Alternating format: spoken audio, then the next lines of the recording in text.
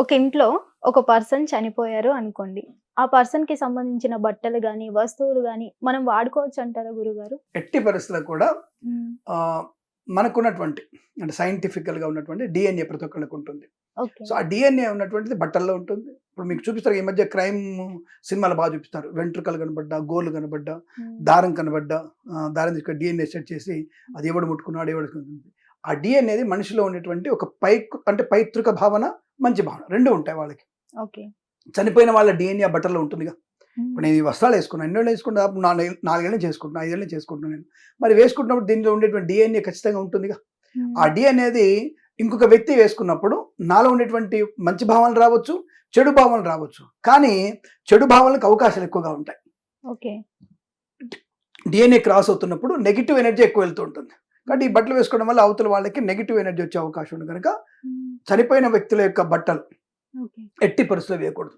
మరి హ్మ్. కొంతమంది ఇప్పుడు పాపం ఆడోళ్ళు తక్కువలా పాపం పట్టు చీర మొన్ననే వాళ్ళ అమ్మకున్నది రూ. 80,000 చీర హ్మ్. మా అమ్మ చనిపోగానే పడేయాలా గురుగారు అంటే నేను యాక్చువల్గా ఏం చేయాలి వాటిని అక్కడి నుంచి స్టార్ట్ చేద్దాం మనం. హ్మ్. చనిపోయిన వాళ్ళు బట్టలు కానీ ఏం చేయాలంటే బూడిద చేయాలి. కాల్చేసి బూడిద చేయాలి. అవి ఓకే. ఎట్టిగా ఎవరికి దానం ఇవ్వకూడదు. బండి తుడవడానికి కూడా పెట్టొద్దు. అంటే అదెంత కాస్ట్‌లీ సార్? ఏ కాస్ట్ లేదు సార్. నెగెటివ్ ఎనర్జీ వస్తుంది. Negative energy okay. ఉంటుంది. సరే మరి పట్టు చీరలు అందరూ ఆడపిల్లలు అడుగుతున్నారు కదా! మరి ఎట్లా ఈ మా అమ్మ చీర, మాకు చీర అని చెప్పి హ్మ్. పాశం పోదుగా. హ్మ్. ఆ పాశం అంటే ఆ కోరిక ఉండడం వల్ల చనిపోయిన వాళ్ళకి కూడా ఇబ్బంది అవుతది. ఓకే. వాళ్ళకు ఇబ్బందే. కాబట్టి హ్మ్. దాన్ని ఏం చేయాలంటే మీరు బాగా మరిగించి అంటే బుడగలు అంటే లోపల నుంచి ఒక బండిగా ఉంటుంది. కుండిగా ఉంటుంది కదా! ఆ హ్మ్. గుండిగలలో నీళ్లు పోసి బాగా మరిగించాలి. అంటే హ్మ్. కింద నుంచి మసులుతుండాలి నీళ్లు. హ్మ్. అటువంటి వాటిల్లో ఇటువంటి వస్త్రాల్ని కాస్త బాగా మరగబెట్టి హ్మ్. 3 సార్లు అంటే ఒకసారి మరగబెట్టి, ఉతికేసి, ఆరేసి, మళ్ళీ హ్మ్. ఐరన్ చేసి, మళ్ళీ ఒకరోజు మళ్ళీ మరగబెట్టి, మళ్ళీ దాంట్లో వేసి, మళ్ళీ ఆన్ చేసి, మళ్ళీ ఐరన్ చేసి, మూడవసారి దాన్ని మరగబెట్టి ఆరేసి, తర్వాత పెట్రోల్‌లో ముంచి హ్మ్. అప్పుడు దాన్ని ఆరబెట్టి వేసుకుంటే కొంత డీఎన్ఏ ప్రభావం తగ్గిపోతుంది. మరి మీరన్న బంగారం అయితే సైంటిఫిక్‌గా గురువుగారు? ఇదే పరిహారం. ఇలా హ్మ్.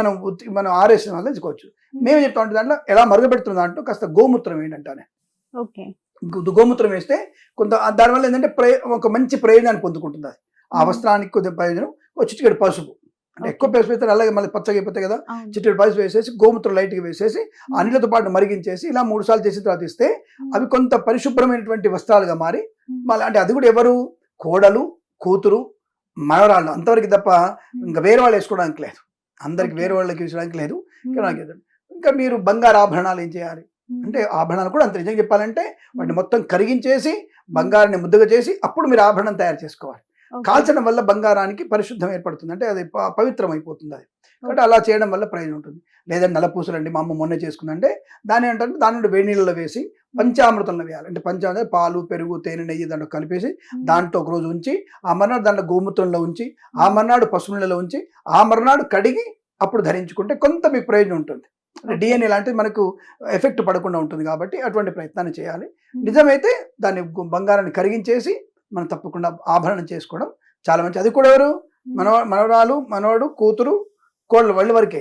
ఓకే. మా చెల్లెలు కొడుకిస్తా, మా అత్త కొడుకిస్తా అనడానికి లేదక్కడ. వాళ్ళ హ్మ్. వరకే అంటే ఆ డీఎన్ఏ వాళ్ళ వరకి పాజిటివ్ ఉంటుంది. హ్మ్. వేరోళ్ళకి ప్రమాదాన్ని కలిగిస్తుంది.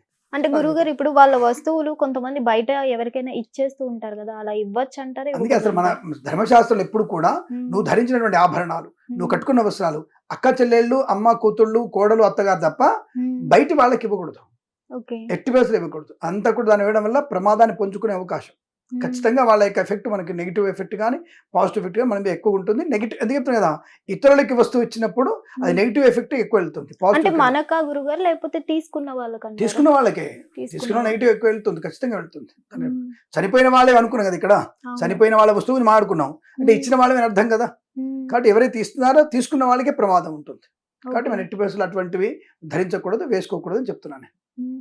కొన్ని కొన్ని వస్తువులు వాళ్ళ సంబంధించిన దువ్వెన గాని, వాళ్ళు పడుకున్న మంచం గాని, మరి ఇవన్నీ ఏం చేయమంటారు ఇవన్నీ గురుగారు? అందుకే చెప్పారు కదా! హ్మ్. మంచం ఎట్టి పరిస్థితుల్లో అటువంటి మంచాన్ని ఎవరికైనా దానం ఇమ్మని చెప్పారు. మరి హ్మ్. దానం ఇస్తే పట్టుకోరా అంటే, దానం ఇచ్చినప్పుడు దాన్ని దర్భలతో కాల్చి దానికి చుట్టూ దానికి పూజ చేస్తారు. తర్వాత హ్మ్. గోమూత్రం చల్లుతారు. దాని మీద పసుపు నీళ్ళు చల్లుతారు. చల్లిన ఓకే. తర్వాత దానం ఇస్తారు. ఈ హ్మ్. ప్రక్రియ ఉంటుంది దానికి. హ్మ్. తూతు మంత్రంగా ఏమి ఇవ్వరు దాన్ని. అలా చేస్తారు. లేదనుకుంటే కొత్త మంచాన్ని తయారు చేస్తారు. కొత్త ఓకే. మంచం. మనమే పడుకోవాలనుకున్నప్పుడు తప్పకుండా దాన్ని శుద్ధి చేసి, దాన్ని శుభ్రంగా శుద్ధి చేసి, దాన్ని హ్మ్. గోమూత్రంతో శుభ్రంగా కడిగి దాన్ని తప్పకుండా దాని మీద మనం పడుకోవచ్చు. దానికి పరుపులన్నీ కూడా తీసేయాలి. పరుపులన్నీ కూడా మనం తగలబెట్టి అంటే వాటిని బూడిద చేసేయాలి. అవన్నీ కూడా ఎవరికి ఇవ్వకూడదు. ఎవరికి ఇవ్వకూడదు. దానం ఇవ్వాలంటే కొత్త పరుపు ఇవ్వాలి. కొత్త దిండ్లు, కొత్త పరుపు, కొత్త దుప్పట ఇవ్వాలి దానం. అంటే షయాదానం ఉంటుంది. ఓకే. అటువంటి దానం చేసినప్పుడు కొత్తదే ఇవ్వాలి వాళ్ళకి. ఓకే. అదే విషయం. ధన్యవాదాలు. శుభం. అఖండ ఐశ్వర్యమస్తు. నమస్కారం. హిట్ టీవీ యాప్ ఇందులో short news, live news, entertainment shows, movies, digital magazines తో పాటు మీ జిల్లా వార్తలను కూడా ఫ్రీగా చూడొచ్చు. ఇంకెందుకు ఆలస్యం, వెంటనే హిట్ టీవీ యాప్ ని డౌన్లోడ్ చేసుకుని ఫ్రీగా ఎంటర్టైన్మెంట్ పొందండి. Hit TV app. Hit TV app. Please download Hit TV app. Hit TV యాప్ని ఫ్రీగా డౌన్లోడ్ చేసుకొని ఎంజాయ్ చేయండి. మీకు నచ్చిన ఎంటర్టైన్మెంట్ కోసం హిట్ టీవీ యాప్ ని ఫ్రీగా డౌన్లోడ్ చేసుకుని ఎంజాయ్ చేయండి. హిట్ టీవీ యాప్ని డౌన్లోడ్ చేసుకుని ఆస్వాదించండి, ఆశీర్వదించండి. ఇంతమంది సెలబ్రిటీలు హిట్ టీవీ యాప్ ని డౌన్లోడ్ చేసుకోండి అని చెప్తున్నారంటే ఎంత మంచి యాప్ ఆలోచించండి. అమెరికా అమెరికాలో చదవాలనుకునే వాళ్ళకి విశ్వసనీయమైన పేరు మన శౌర్య consultancy. UK Law 1 Year Masters. UK Law 1 Year Masters. 2 years work permit up to 5 years visa. Contact Saurya Consultancy. Contact 89851 89851.